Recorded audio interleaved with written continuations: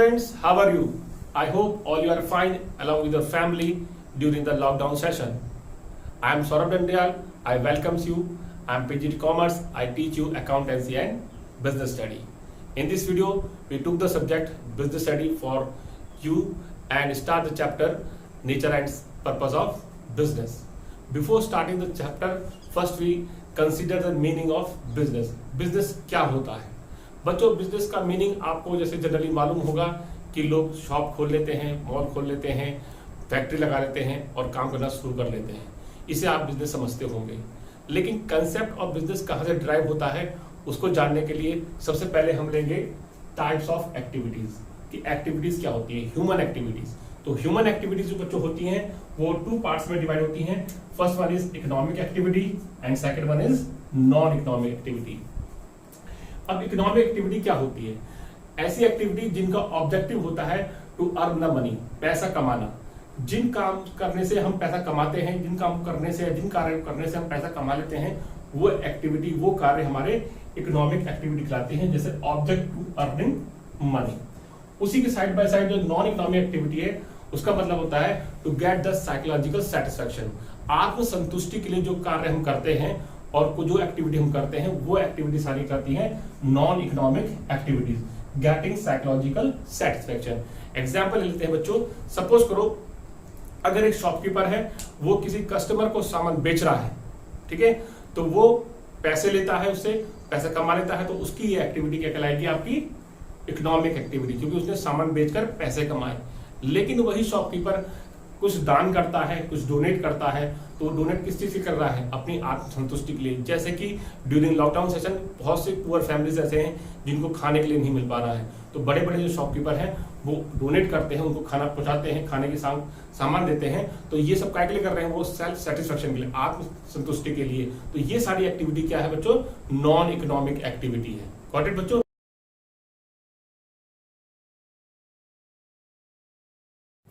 Now, economic activity further classified into business, profession and employment. इस chapter में हमें term business को ही पढ़ना है, लेकिन यहाँ पर हम बिजनेस, प्रोफेशन और एम्प्लॉयमेंट को तीनों को लिटिल इंट्रोडक्शन ले लेते हैं.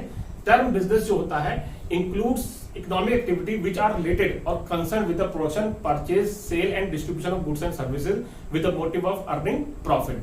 मीन्स ऐसी कोई एक्टिविटी जो प्रोडक्शन, परचेज और सेल और डिस्ट्रीब्यूशन रिलेटेड हो और उसमें प्रॉफिट अर्न किया जा रहा हो, तो वो एक्टिविटी या इकोनॉमिक एक्टिविटी हमारा बिजनेस कहलाती है. मीन्स कोई भी शॉपकीपर है, अगर वो सामान बेच रहा है तो वो प्रॉफिट मोटिव से ही बेच रहा होगा, तो उसकी जो एक्टिविटी है वो क्या कहलाएगी बच्चों? बिजनेस कहलाएगी. मीन्स अगर हम कोई भी एक्टिविटी कर रहे हैं उसके अंदर हम प्रॉफिट अर्न कर रहे हैं रेगुलर बेसिस पर, या बेच रहे हैं सामान रेगुलर बेसिस पर, फिर प्रॉफिट अर्न कर रहे हैं, तो हमारी इकोनॉमिक एक्टिविटी के अंदर आएगा और वो हमारा बिजनेस कहलाएगा. उसी तरीके से profession. Profession is economic activity which requires special skills and knowledge. Profession एक ऐसी इकोनॉमिक एक्टिविटी है जिसमें स्पेशल स्किल और नॉलेज की रिक्वायरमेंट पड़ती है. जैसे कि बच्चों डॉक्टर्स और लॉयर्स. डॉक्टर और लॉयर्स प्रोफेशन कहलाते हैं और डॉक्टर्स को हम प्रोफेशनल्स बोलते हैं या लॉयर्स को हम प्रोफेशनल बोलते हैं, पेशेवर. तो उनके लिए हमें उस फील्ड के लिए हमें स्पेशल स्किल और नॉलेज की रिक्वायरमेंट पड़ती है. Employment. Third one is employment. Employment is an economic activity in which individual work for another.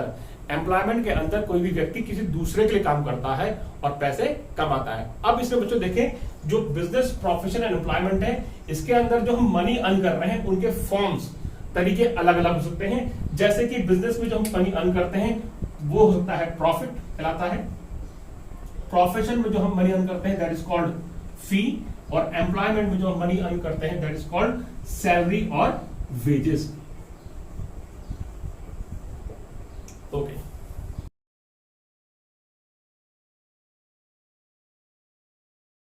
Now, the concept of business. अभी थोड़ी देर पहले मैंने बताया था आपको, it refers to those economic activity which concern with production, purchase, sale or distribution of goods and services with objective of earning profit. Means if you are doing four such activities like production, purchase, sale और distribution of goods and service. Means goods and service का production भी कर रहे हैं या purchase कर रहे हैं, आपको सेल कर रहे हैं, डिस्ट्रीब्यूट कर रहे हैं with the objective of earning profit, तो that means you are doing business. इसका मतलब आप बिजनेस कर रहे हैं. Now come to the next topic बच्चों, feature of business. Feature of business को हम नेचर ऑफ बिजनेस ही पढ़ सकते हैं. तो पहला फीचर है एन इकोनॉमिक एक्टिविटी। बिजनेस के अंदर जो काम किया जाता है उसे हम पैसे कमाते हैं, या business is activity in which we earn money for the livelihood. पैसे कमाने के लिए, जीवन यापन करने के लिए हम बिजनेस करते हैं और उसमें पैसे भी कमाते हैं। Second is production and procurement of goods and services. Second feature है बिजनेस का कि बिजनेस के अंदर प्रोडक्शन मींस उत्पादन होता है, और प्रोक्यूरमेंट माने होता है बच्चों हासिल करना। किस चीज को? गुड्स एंड सर्विसेज का। कि बिजनेस के अंदर आप गुड्स प्रोड्यूस भी करेंगे और गुड्स को हासिल भी करेंगे। हासिल मतलब पहले आप रॉ मटेरियल लाएंगे और फिर उसका रॉ मटेरियल से फिनिश गुड्स में कन्वर्ट करने के लिए उसका प्रोडक्शन भी करते हैं। थर्ड आता है बच्चों sale and exchange of goods and services of human needs. Business के अंदर जो आप प्रोडक्शन कर रहे हैं गुड्स एंड सर्विस का, वो सेल्फ कंजप्शन के लिए नहीं। मींस आप गुड्स तो प्रोड्यूस कर रहे हैं लेकिन सेल्फ कंजप्शन कर रहे हैं, तो वो बिजनेस नहीं कहलाएगा। जैसे कि हमारे कोटद्वार के अंदर या छोटे छोटे इलाकों में जो फार्मर्स होते हैं वो जनरली अपने सेल्फ कंजप्शन के लिए खेती करते हैं, तो वो चीज उनका बिजनेस नहीं कहलाएगा।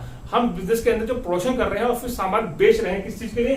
ह्यूमन नीड्स को सेटिस्फाई करने के लिए, तो that means we are doing business. Now come to the next point, dealing in goods and services on regular basis.